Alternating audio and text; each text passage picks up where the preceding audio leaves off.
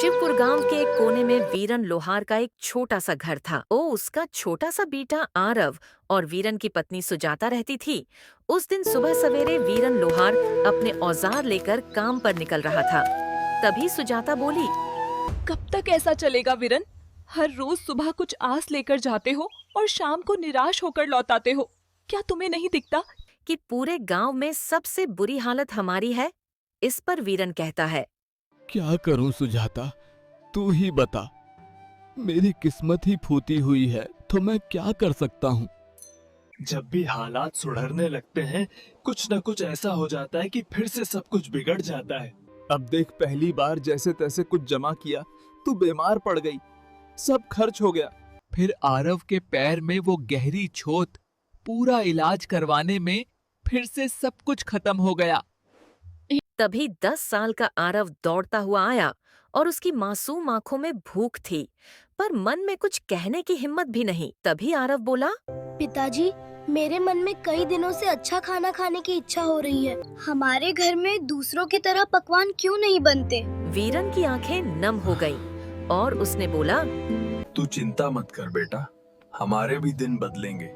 एक वक्त आएगा जब हम दूसरों से भी अच्छे पकवान बनाएंगे, फिर तेरा जो दिल करेगा वही खाएंगे। फिर आरव बोला, पर पिताजी, जब पड़ोस की ताई के घर से पकवानों की खुशबू आती है तो मैं खींचा चला जाता। एक दिन मैं चला भी गया था, लेकिन उन्होंने मुझे देखते ही खाना छुपा लिया और कहा, यहाँ मत आ, भाग जा। सुजाता की आंखों से आंसू बह निकले। उसका दिल जैसे किसी ने मसल कर रख दिया हो। वीरन कुछ नहीं बोला, चुपचाप अपने औजार उठाकर लोहार की दुकान की ओर चल पड़ा। वीरन की लोहार की दुकान गांव के चौराहे पर थी। उस दिन जैसे ही उसने भट्टी सुलगाई और हथौड़ा उठाया, उसे लगा उसके बाहों में अब पहले जैसी ताकत नहीं रही और मन ही मन में भगवान से कहने लगा, हे भगवान, और कितनी परीक्षाएं लोगे आज। एक भी ग्राहक नहीं आया और ऊपर से घर की हालत, आरव की मासूम बातें सब कुछ तोड़कर रख देती हैं। तभी गांव का मुखिया गंगाधर चौधरी दुकान पर आ पहुंचा और बोला, हाँ वीरन, क्या हुआ? आज तुम्हारे हाथों में पहले जैसा जोर नहीं दिख रहा।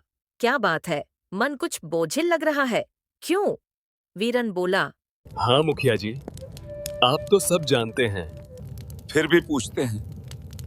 मेहनत तो बहुत करता हूँ, पर हाथों में किस्मत नहीं है। मेरा परिवार बहुत बड़ी आर्थिक तंगी में है। तभी बगल से रघुवंश आ पड़ा और बोला, मुखिया जी, मेरा तो कहना है कि इस वीरन को गांव से बाहर कर देना चाहिए।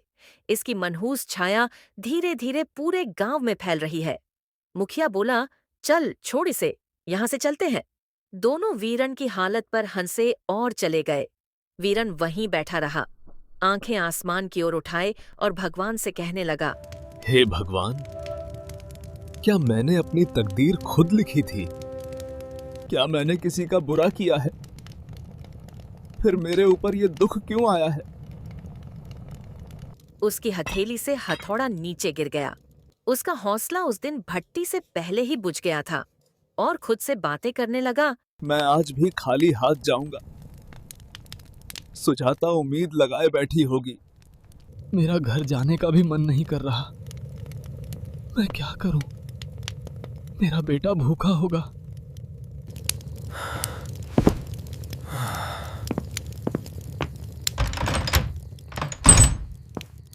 शाम को वीरन थका हारा अपने घर पहुंचा। तभी उसे उदास देखकर सुजाता बोली, अरे क्या हुआ वीरन? आज तुम्हारा चेहरा इतना उदास क्यों है? फिर वीरन बोला, अब तो सारे गांव वाले भी मेरी बुरी किस्मत का मजाक उड़ाने लगे हैं। आज तो दुकान पर एक भी ग्राहक नहीं आया और ऊपर से गंगाधर और रघुवंश मेरी किस्मत पर हंसते हुए गए। मैं तुम्हारे के लिए खाने के लिए भी कुछ नहीं ला सका। तभी सुजाता बोली, सुबह जब तुम दुकान जा रहे थे तब मैं भी तुम्हें बोल रही थी, इसमें मेरी भी गलती है, फिक्र मत करो, भगवान सब ठीक करेगा। वीरन कुछ नहीं बोला, वह चुपचाप चारपाई पर लेट गया। फिर सुजाता बोली, वीरन, खाने के लिए कोई चीज उधार ही ले आओ। नहीं सुजाता, मैं कल भी गया था उसके पास। वो पहले अपना पिछला उधार मांग रहा है। अब मुझे उसकी दुकान पर जाते हुए शर्म आती है। ऐसा ही चलता रहा तो हमें ये गांव छोड़कर जाना पड़ेगा। तब फिर सुजाता बोली, हमें उम्मीद रखनी चाहिए। हमारे भी दिन एक दिन जरूर बदलेंगे। वीरन बोला, ये बात तो मुझे तुमसे सुनते 10 साल हो गए हैं। आज तक ऐसा दिन नहीं आया। वीरन चुपचाप घर से निकल पड़ा और सीधा जंगल की ओर चल दिया और सोचने लगा, क्या जिंदगी का यही अंत है? तभी सामने से गंगाधर आते हुए दिखाई दिया और बोला, अरे वीरन, आज दुकान नहीं खोली? अब लोहार से लकड़हारा बनने का इरादा है क्या? वीरन बिना कुछ बोले जंगल की गहराई की ओर बढ़ गया। वह एक घने वृक्ष की छाह में बैठ गया और खुद से बातें करने लगा। मैं मर्द हूं ना, इसीलिए किसी के सामने रो नहीं सकता। अगर सुजाता और आरव मुझे रोते हुए देख लेते तो उनका मनोबल टूट जाता।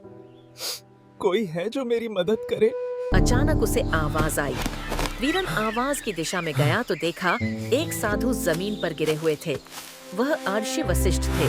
उन्हें देख वीरन बोला, अच्छा साधु महाराज, आपको क्या हुआ? अर्षि वशिष्ठ बोले, बेटा, मैं राज्य की ओर जा रहा था कि रास्ते में मेरे पैर में जोर की मोच आ गई। मुझे बहुत प्यास लगी है। अगर जल्दी पानी नहीं मिला तो शायद मैं बच ना सकूं।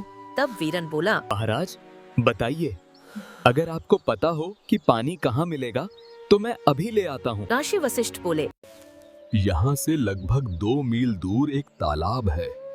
तुम मेरे लिए वहाँ से पानी ले आओ बेटा। थका हुआ वीरन तालाब तक पहुंच गया। जब उसने कमंडल पानी में डाला, अचानक तालाब से धुआं उठने लगा और एक भयानक औरत की शक्ल बन गई और बोलने लगी, तेरी हिम्मत कैसे हुई इस तालाब का पानी लेने की? अगर तुझे ये जल चाहिए तो मेरी एक पहेली का उत्तर देना होगा। अगर उत्तर गलत दिया तो इसी तालाब में डुबोकर मैं तुझे मार दूंगी। मित्रों, इसके अगले भाग के लिए कार्टून एक्स चैनल को सब्सक्राइब करो और वीडियो को लाइक करो। धन्यवाद मित्रों।